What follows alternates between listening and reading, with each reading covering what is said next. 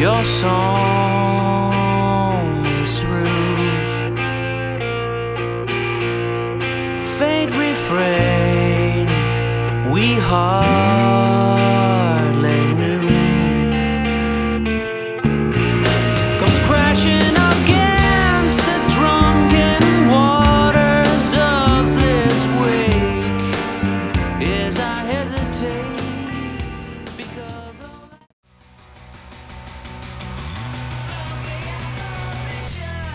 I heard about the JellyFish Tribute CD, and I saw a MySpace bulletin about it, and I was amazed to find out that there were still some songs that hadn't been spoken for, and that Alan, the producer, was still looking for bands and artists to contribute to this thing. So I got in touch with Alan immediately and introduced myself and said I would love to be a part of this thing.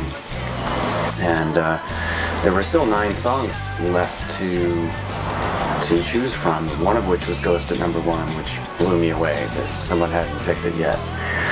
Definitely one of my favorite JellyFish songs. And also, I thought it would just be perfect for me for a lot of reasons. I mean, it's, you know, I knew it would be a challenge because it is JellyFish and their music is very sophisticated and the recording is elaborate, and I thought also I could do my own thing with it, and I'd be able to sing it comfortably and have it feel, you know, the sentiment of the song I connect to really well, and I thought I'd be able to do this song justice.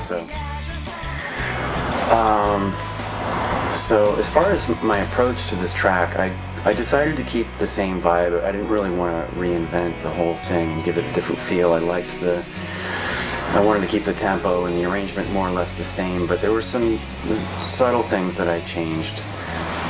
One of the main things that I did is I didn't do any keyboards on this. I played everything on guitar. The other thing that I did that was pretty different from the original version was in the outro, I kind of stripped it down and put a kind of a desolate sounding, almost industrial sounding drum loop in the end. I basically did everything myself. I programmed the drums, so that's not a real drummer. I apologize to you drummers out there, or I apologize to anybody who thought that was a real drummer, and perhaps that's testament to my programming skills.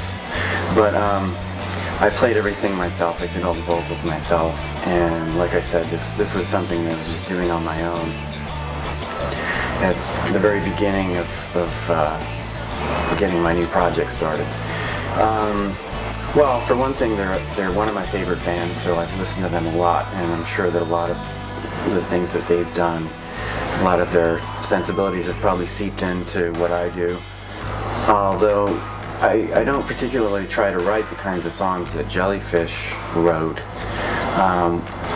What I take away from them and apply directly to my thing is their attention to detail and how careful they are and how much they want to make everything count. And when you listen to the recordings, you can tell that they were painstakingly recorded, and when you listen to the live performances, you can tell that they rehearsed the hell out of those songs to get them to sound that way live.